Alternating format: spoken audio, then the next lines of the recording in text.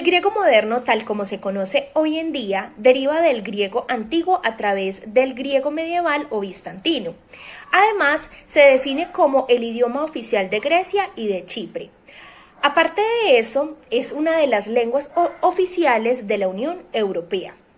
A finales del siglo IV a.C., el griego se experimenta una serie de transformaciones en donde hizo una repartición dialectal por medio de la lengua común llamada la koine. Esta lengua toma su nombre del griego helenístico y aparte es distinguido entre las lenguas pini y las lenguas criollas, ya que estas lenguas tienen una formación que no son mutuamente inteligibles y con frecuencia estos idiomas no son genéticamente relacionados. Las koines son productos de un proceso denominado nivelación. La nivelación suele ocurrir en los niveles lingüísticos más básicos como el fonema y el morfema, e incluso al nivel de dialéctico o de toda una lengua. En este proceso se eliminan las formas marcadas predecibles y de forma que no se presenten involucrados. Estamos hablando que los fonemas son la articulación mínima de un sonido vocálico o consonántico. Esta koine experimentó un proceso de simplificación, pasando a ser un instrumento de comunicación oral y escrita y a pasar a un ámbito geográfico y cultural amplísimo, usado por numerosos pueblos que no tenían todavía una lengua materna. A continuación les voy a explicar un video corto en donde les va a hablar más de esta lengua, la koine. En koiné se escribió la versión de los 70 y el Nuevo Testamento. La palabra koiné es una palabra griega. Cuando decimos griego koiné, hacemos referencia al kini dialectos o kini glosa, es decir, a la lengua, el habla o dialecto común o, si se quiere decir, popular. Una versión del griego clásico. El griego koiné o habla común es una variedad de la lengua griega que fue utilizada en todo el mundo helenístico, por lo que también se le ha llamado griego helenístico. Resumiendo, diríamos que el griego koiné era la lengua franca utilizada en las regiones helenizadas después de las conquistas de Alejandro Magno. Las diferencias principales entre el griego clásico y el helenístico o koiné son básicamente de pronunciación. Y esto se justifica en que los que lo hablaban no eran griegos. También se encuentran confusiones en la escritura, pero se halla en textos de las personas menos cultas. Difieren también en menor grado el clásico y el koiné en la morfología, pero no es un aspecto distintivo entre ellos.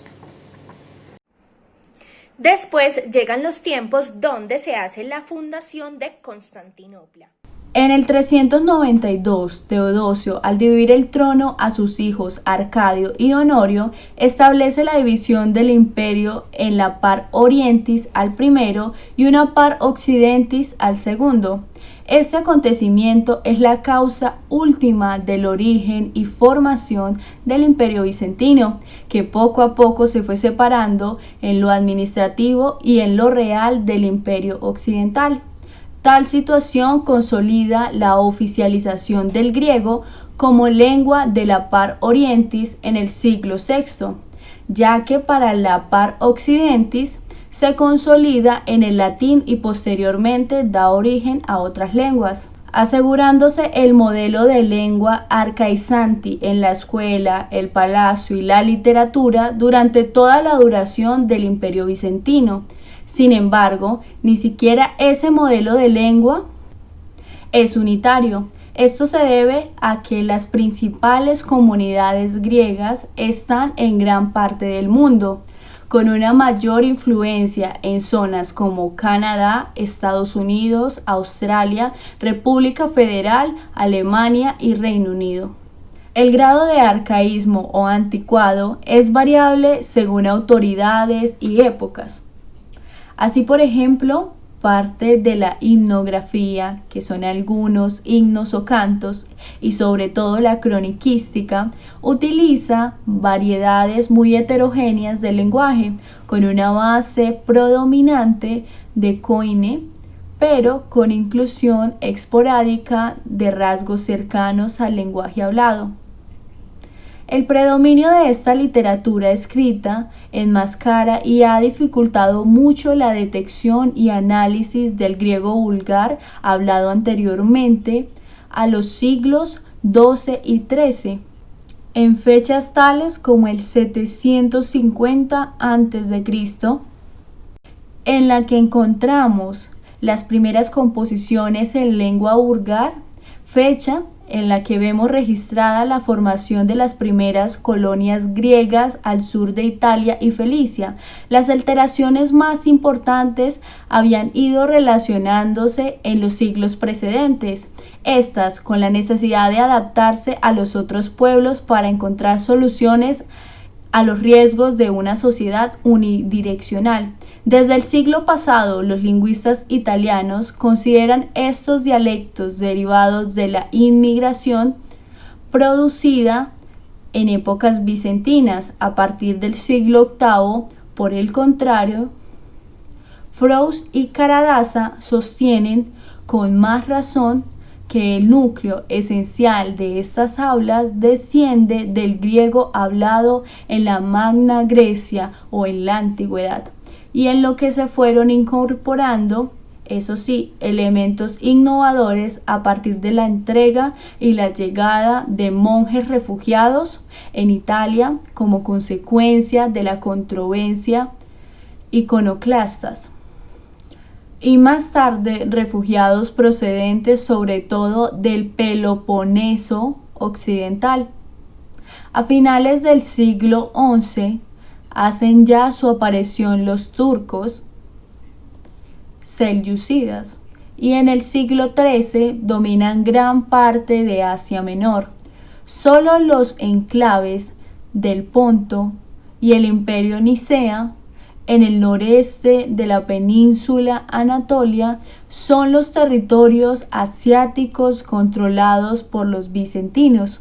El griego del interior de Anatolia fue quedando reducido progresivamente a los enclaves ya comentados anteriormente y que perdurarían hasta 1922.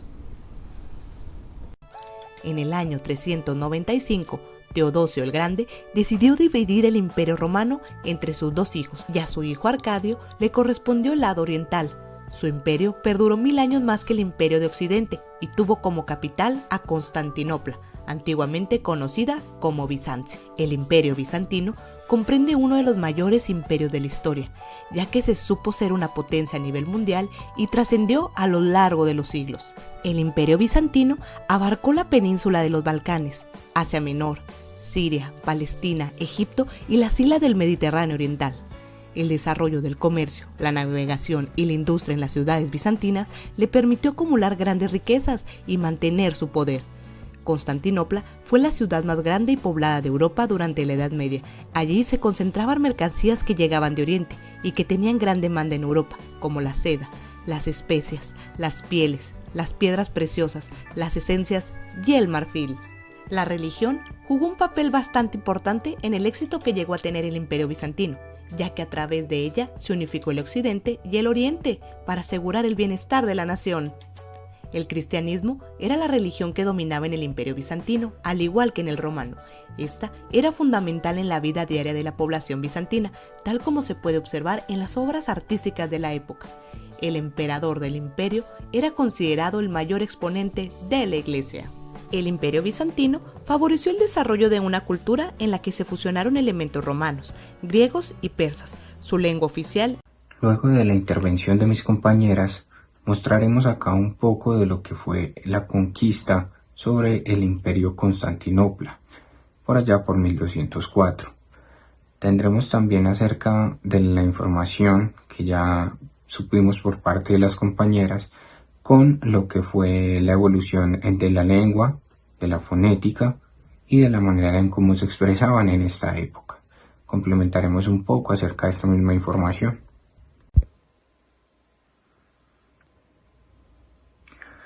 La conquista de Constantinopla, que se dio directamente por los cruzados, marca un punto de ruptura con los siglos anteriores. El Estado bizantino, cada vez más debilitado, ve fragmentado gran parte de su territorio europeo e insular en feudos gobernados por latinos, a la vez que crece la presencia genovesa y veneciana. A partir de esta época se acelera la dialectización moderna y los textos empiezan a utilizar un lenguaje en el que fácilmente se reconocen los rasgos esenciales de la lengua actual. Luego de esto tenemos la caída de Constantinopla y durante toda la turcocracia. La lengua oral de esa época bizantina siguió viva y asombra que, a pesar de la total destrucción cultural y social, el griego mantuviese actualmente su unidad, aunque las diferencias regionales aumentaran. Lo más llamativo es el empobrecimiento general del vocabulario, especialmente en el abstracto, así como la simplificación de la sintaxis, lo que en gran medida será un obstáculo insalvable para utilizar la lengua en registros y niveles culturalmente elevados. El problema viene, no obstante, de antes, aunque la dominación otomana contribuyese a agravar esta dicha situación. Fue reconocido por tener varios idiomas en su población. Entre ellos se pueden resaltar el latín y el griego. También una imagen religiosa predominaba allí, era el cristianismo. Al parecer, la unificación de todas las poblaciones hizo que este imperio, por parte de esta religión, fuese mucho más unido en el momento en que todos pensaban de esta misma manera. Para complementar un poco más sobre esta cultura, ellos veían a los emperadores como unas figuras muy importantes en el imperio, ya que para toda la población y la sociedad civil como tal representaban a un vocero de Dios. El imperio bizantino se caracterizó principalmente por tener una excelente economía debido a su ubicación estratégica, lo que también les facilitaba comercializar productos como seda, marfil y otro tipo de artesanías. Entramos en una segunda etapa la cual fue llamada Edad de Oro. En este se sitúa el emperador Justiniano, quien fue uno de los principales, representantes en el tema arquitectónico de Constantinopla, ya que algunos de los edificios que estuvieron a su mando fueron la iglesia de los santos Sergio y Baco, la de Santa Irene y sobre todo la de Santa Sofía, todas ellas en esta ciudad. En esta misma época se situó también la denominación sobre el Renacimiento macedónico. Este se produjo durante los siglos IX, X y XI. La Basílica de San Marcos de Venecia es uno de los ejemplos más conocidos durante este periodo. Como último vemos también destacados la expansión de la arquitectura bizantina hacia el norte y occidente, aproximadamente entre el año 1261. Bueno, con esto finalizaremos con lo que fue la caída del Imperio de Constantinopla. La conquista de la ciudad en medio del siglo antes por parte de los cruzados había marcado un punto de inflexión tras el que no se recuperaría. Cuando consiguieron retomar Constantinopla, la economía ya estaba muy deteriorada. Desde Oriente, el imperio era atacado por los otomanos, que conquistaron buena parte de su territorio por occidente. Perdió la zona de los Balcanes y el Mediterráneo se le escapó por la pujanza de Venecia. Muchas gracias. Continuamos con la exposición de las compañeras. Situación lingüística en Grecia. La lengua griega, tal y como se le conoce hoy en día, tiene su origen en el antiguo griego.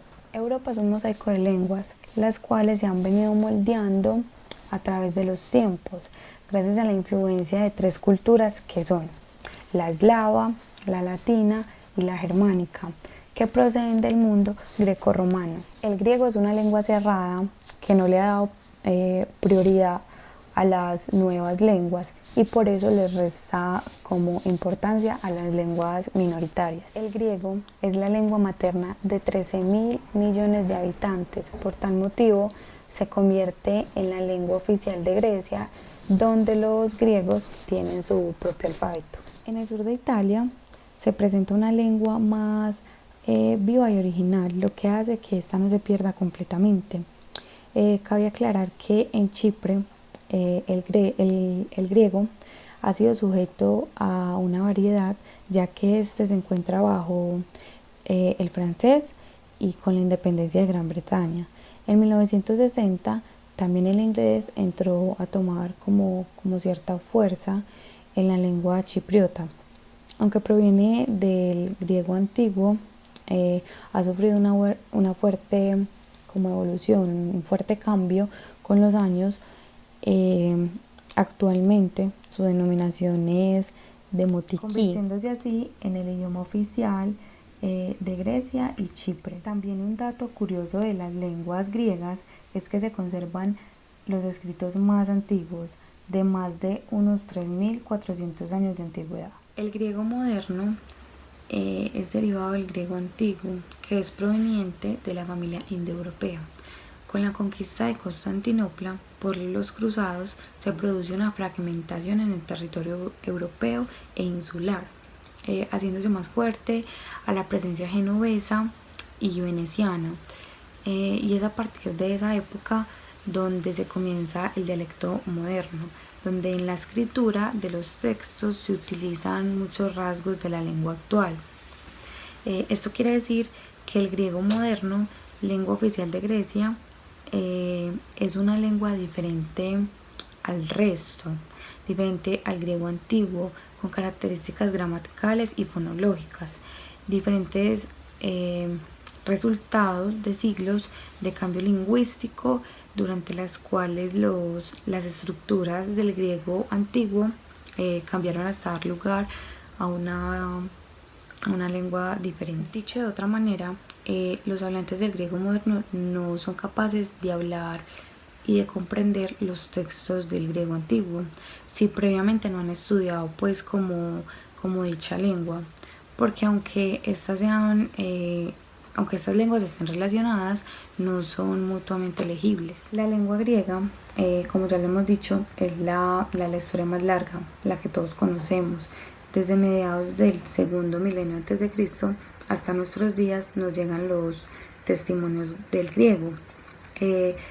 Tiene una documentación muy rica en textos muy diversos, de épocas distintas, nos ofrece un conocimiento extenso de su evolución y sus dialectos. Bueno, yo pienso que en el mundo no hay lenguas mayores ni menores.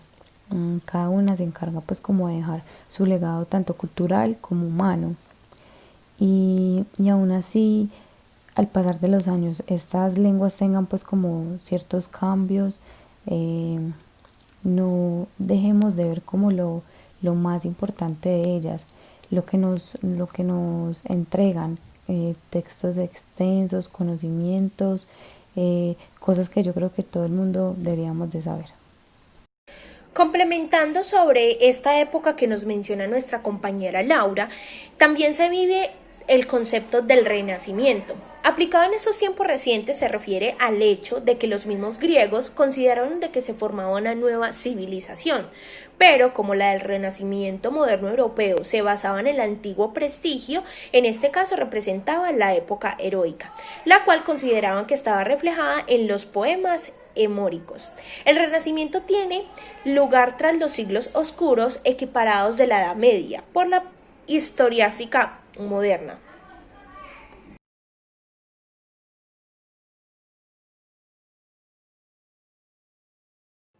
Constantinopla fue fundada en el año 330 después de Cristo.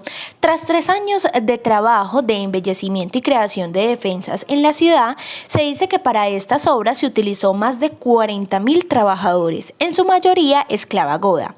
Para dar a Constantinopla dignidad de capital del imperio, se trasladaron allí multitud de mosaicos, columnas, obeliscos y esculturas de otros lugares como Alejandría, Éfeso o Atenas. La ciudad fue reconstruida imitando a Roma, con foro capitalío y senado, y el territorio se consideró suelo itálico, lo que significa que estaba libre de impuestos. Constantinopla fue fundada por el emperador Constantino I, atendido a criterios estratégicos. Aparte de eso, la ciudad de Constantinopla, capital del Imperio Bizantino, durante cerca de 1000 años y de Turquía casi 500 años, ha sido una de las ciudades más codiciadas de la historia, siendo objeto de una vetenta de grandes ascensos de ejércitos extranjeros. Cuando ya ocurrió toda esta fundación, se empezó a generar unas transformaciones importantes en la lengua. Hay 4 aspectos que se trataron fundamentales mientras se hizo la fundación de Constantinopla. La primera fue la fonética, que es el estudio de sonidos físicos del discurso humano. Es la rama de la lingüística que estudia la producción y percepción de los sonidos de una lengua con respecto a manifestaciones físicas. Se trataba de que se tenía que cambiar la manera de hablar en el discurso de esta lengua griega. También se manejó la síntesis. En la síntesis es la parte de la gramática que estudia las reglas y principios que gobiernan la combinatoria de constituyentes sintácticos y la formación de unidades superiores a estos, como los sintagmas y las oraciones gramaticales. Tenemos por tercero el vocabulario. De una persona puede ser definido como el conjunto de palabras que son comprendidos por una persona. Se va formando a raíz de que va formando un vocabulario, dependiendo de qué lengua pueda ser. Igual, en Constantinopla se trataba de que este vocabulario se hiciera con más magnitud y se hiciera más largo. Por eso les voy a dejar una imagen al final sobre el vocabulario que se trató en ese entonces. También se miró el incremento del propio vocabulario, una parte importante tanto como el aprendizaje de idiomas como la mejora de las propias.